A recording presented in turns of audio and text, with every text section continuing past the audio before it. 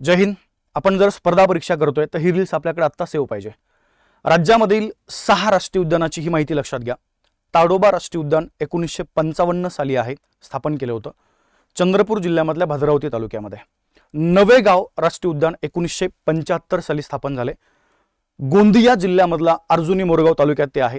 त्यानंतर आहे बघा पेंच राष्ट्रीय उद्यान 1977 सालची स्थापना आहे आणि हे उद्यान आहे बघा नागपूर जिल्ह्यामधल्या रामटेक तालुक्यामध्ये. त्यानंतर जर आपण बघितलं बघा पुढचं तुमचं उद्यान आहे त्या ठिकाणी संजय गांधी राष्ट्रीय उद्यान.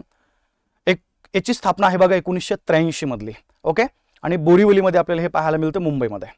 त्याच्यानंतर आहे बघा गुगामल राष्ट्रीय उद्यान 1987 साली स्थापना आहे अमरावती जिल्ह्यामधील धारणी तालुक्यामध्ये.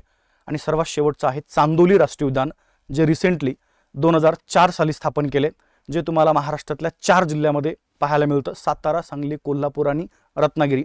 परंतु सर्वात जास्त विस्तार त्या उद्यानाचा आहे बघा सांगली जिल्ह्यामध्ये. जय हिंद.